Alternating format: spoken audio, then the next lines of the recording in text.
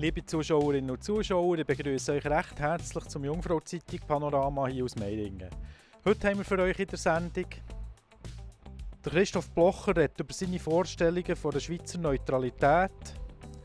Nachwuchsmusiker reden über ihre Ziele am Seaside Festival. Die Zentralbahn spricht die Familie mit einem neuen Kindermagazin an. Bevor wir jetzt zu unseren 3 Beiträgen kommen, gibt es zuerst aber noch einen kurzen Überblick über ein paar wichtige Neuigkeiten vom Tag. Die Gewerkschaften fordern mehr Lohn. Das aufgrund einer Inflation von 3,5%, höheren Energiepreisen und steigender Krankenkassenprämien. Reale Lohnerhöhungen sind dank der guten wirtschaftlichen Lage möglich und nötig. Zum Auftakt der Handballmeisterschaften. Der BSV Bern hat einen starken Saisonstart gehabt. Er hat gegen RTV Basel 40:27 gewonnen. In der zweiten Halbzeit haben sie eine Gala-Vorstellung gezeigt. Das kann Wacker Thun nicht behaupten. Sie haben im ersten Spiel der Saison mit einer Niederlage von 28:40 gegen HSC Sur-Aarau heimreisen. Rammstein kommt zurück nach Bern. Die deutsche Band kommt ins Stadion Wankdorf. Die Shows sind für den 17. und 18. Juni 2023 angesagt, wie die Veranstalter haben mitteilt. Der Christoph Blocher lehnt sich in seinem Ruhestand nicht zurück, im Gegenteil. Der Altbundesrat bezeichnet die Schweizer Sanktionen nach dem russischen Einmarsch in der Ukraine als Fiasko. Darum lanciert er eine Initiative, die die immerwährende bewaffnete und integrale Neutralität der Schweiz festschreiben will. Mein Kollege Manuel Glaser hat mit Christoph Blocher über seine Initiative geredet. Ich habe jetzt gerade gesagt, ich muss jetzt Frau Gamirey abklemmen, damit sie endlich zur Geltung kommt. Jetzt sagen Sie uns, was wollen Sie mit der Initiative? Was wollen Sie künftig verbieten? Herr Altbundesrat Blocher, da ist eine Initiative im Kommen. Könnt ihr die schnell vorstellen? Ja, also es ist nicht besonders originell. Es macht das, was die Schweiz während 200 Jahren gemacht hat, damit wir nicht von den Politikern in den Krieg gezogen werden. Es ist eine immerwährende, bewaffnet, wir können das Land selber schützen und man sagt dem integrale Neutralität. Das heisst, auch andere Kriegsmittel als militärische machen wir nicht. Eben zum Beispiel keine Sanktionen. Das ist ja auch ein Kriegsmittel. Das will die Leute verhungern. Statt das, was sie verschießt. Oder Postverkehr abklemmen, die Leute nicht ausreisen lassen und so weiter. Mit dem haben wir den Frieden wahren in unserem Land. Und die Politiker haben nicht gerne Neutralität. Die wollen weltweit können operieren und machen und so weiter. Aber das Schweizer Volk hat immer festgehalten an der Neutralität. Jetzt haben wir sie leider in dem Krieg da zwischen der Ukraine und Russland, wo wir ja alle finden, es ist schrecklich, was das Russland macht, aber das Land, die Regierung, sollte eben neutral bleiben und das hat sie jetzt verpasst. Es ist doch so gefährlich, dass wir uns da in die Auseinandersetzung ziehen lassen und noch mit Massnahmen, die nichts nützen. Russland profitiert noch davon. Das Öl steigt, das Gas steigt, der Rubel ist gestiegen, die machen noch die grösseren Geschäfte. Aber leidet dort natürlich das einfache Volk, weil wir kommen Bestandteile und so nicht mehr über. Und das finde ich eine grausame Waffe. Noch schnell eine letzte Frage. Wie wichtig ist für euch der Austausch mit der anderen Seite der Schweizer Politik? Heute Abend mit der Altbundesrätin Micheline Galmiret. Also ich habe die in all meiner politischen Zeit immer geschätzt. Ich habe leider immer weniger starke Gegner. Ich habe gerne starke Gegner gehabt. Früher noch der Hubacher, der Bodemann, der Jäger. Das sind Recken gewesen, oder? Also mit denen, die da einem immer noch halb recht geben, habe ich nicht so gerne. Und mit der Micheline Galmiret diskutiere ich noch gern. Sie kommt natürlich von der Universität zu einem ganz anderen Ding raus. Und sie hat den Nachteil, dass sie eine Frau ist. Ich tue mit Frauen nicht so gern diskutieren, weil ich immer zu höflich bin gegenüber den Frauen. Also, wenn Sie heute Abend sehen, ein Mann hätte ich natürlich brutal unterbrochen. Aber den Frauen gegenüber ist man halt ein bisschen grosszügiger. Gestern. Ja, dann werde ich auch kommen. Ja, das würde mich freuen. Das ist nicht am Rand. Ja, da kommen wir bei. Ich verstehe uns sowieso. Ja. Initiative sind auch die Nachwuchsmusiker am Seaside Festival in Spiez. Der Marius Bär hat dort den Sprung vom Sessionzelt auf die Hauptbühne geschafft. Auch dieses Jahr schon wieder starke Talente auf der Bühne vom Bearbeat Mobil. Wir haben uns gefragt, wer Marius Bär seinem Beispiel folgt, und mein Kollege Patrick Schmid hat mit 2 jungen Talenten geredet.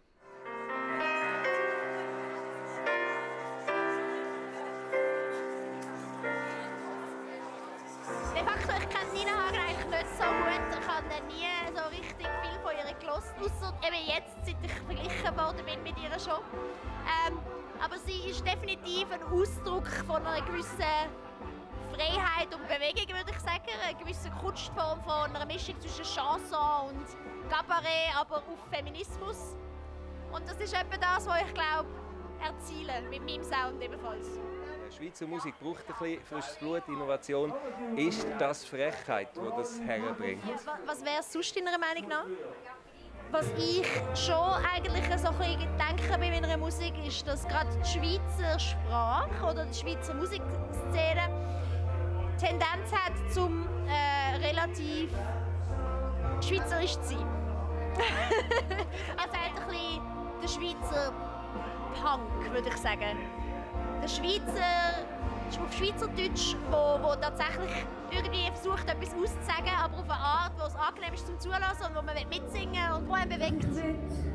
Das ist gar nicht schwer, dann wäre ich anders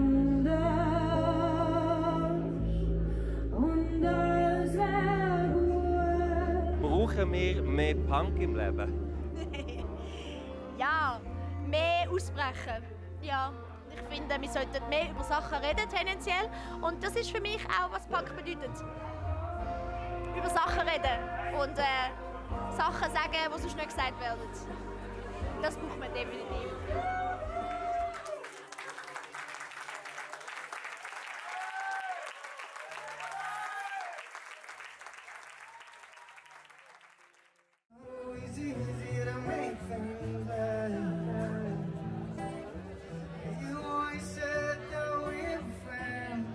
Alle sehr anständig, freundlich, gemütlich, familiäres Ambiente. Ich glaube, das macht das Festival auch speziell und das geniesse ich. Und im Berner Oberland gibt es sehr viele Rocklegenden, Polo Hofer, Hanner Jammann.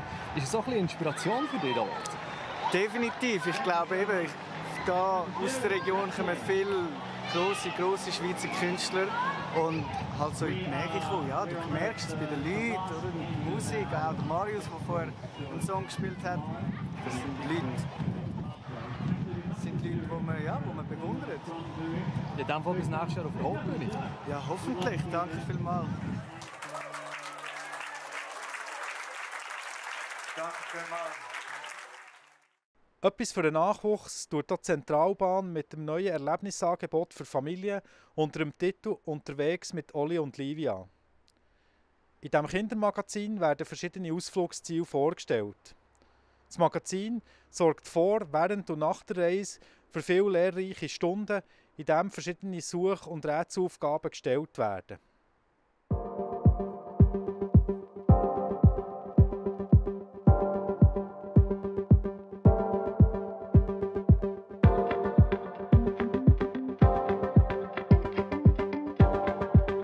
Das Angebot Oli und Livia ist entstanden, weil wir für Familien ein Angebot schaffen, das ortsunabhängig funktioniert. Das heisst, egal ob man zwischen Luzern und Brünig unterwegs ist oder zwischen Brienz und Meiringen Zug fahren, es soll für jeden Unterhaltung bieten. Und zwar ist das Spiel- und Rätselheft.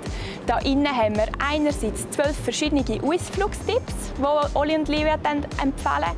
Andererseits haben wir aber auch einen Einblick in die Bahnwelt gewähren. Und zwar gibt es Geschichte beim Besuch vom Lokführer Sven. Also es ist ja so, beim Oli und Livia Spiel- und Rätselheft kann man doppelt profitieren. Wir haben einerseits ganz viele verschiedene Ausflugstipps, zum Beispiel den Kugelweg auf dem Hasliberg. Wenn man dort als Familie anreisen mit der Zentralbahn, haben wir die Möglichkeit, dass man über einen Webshop reduzierte Billette beziehen kann. Das heisst, man kommt einerseits zum günstigeren Preis auf den Berg Und andererseits kann man auf der letzten Seite vom Oli und Livia Rätselheft noch einen Stempel holen.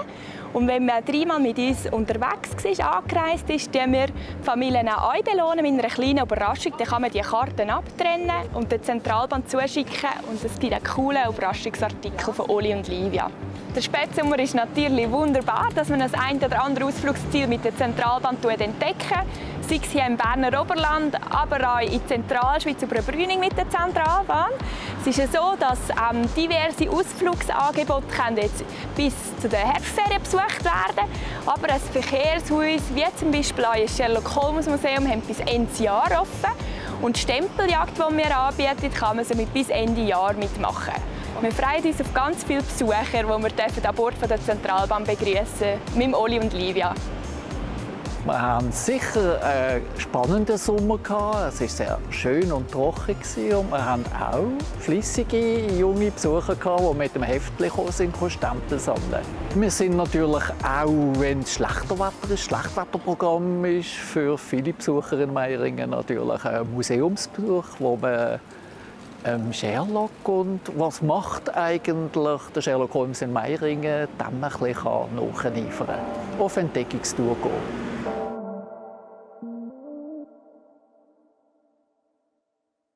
Ob das Wetter am Wochenende geeignet ist für einen Ausflug in die Region zwischen Luzern und Interlaken, das seht ihr gerade anschliessend in der Wetterprognose.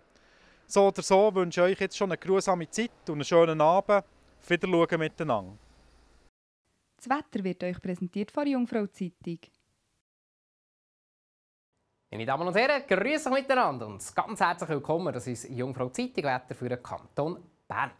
Heute Morgen hat noch über weite Strecken die Sonne geschonen, hat es aufgekocht, es haben sich grössere Quellwolken gebildet und in weiterer Folge auch Platzregen und Gewitter. Der Grund ist ein Tiefdruckgebiet. Man sieht es auf der Strömungsanimation. Wir sind hier in einer Südwestströmung. Die Luft ist also feuchter und auch labiler geworden. In Nacht auf morgen überquert uns jetzt eine Störung. Es ist veränderlich bewölkt, gibt dann Platzregen oder Gewitter. Und am Morgen Vormittag ist es wechselnd bewölkt mit weiteren Regengüssen oder auch Gewitter. Die Temperaturen die gehen nicht allzu weit retour. Die tiefsten Morgen die liegen bei etwa 13 bis 14 Grad. Morgen am Nachmittag gibt es speziell im Flachland längere sonnige Abschnitte, nur noch einzelne Regengüsse entlang der Berge sind die Wochen zahlreicher und da gibt es auch noch ein bisschen häufiger Platzregen oder Gewitter. Die Temperaturen die sind morgen ein bisschen tiefer als heute. Die Höchstwerte die liegen bei etwa 21 bis 23 Grad. Am Sonntag gibt dann aber schon wieder der Spätsommer sein Comeback. Wir haben zwar am Morgen zum Teil ein bisschen Herbstgefühle aufkommen.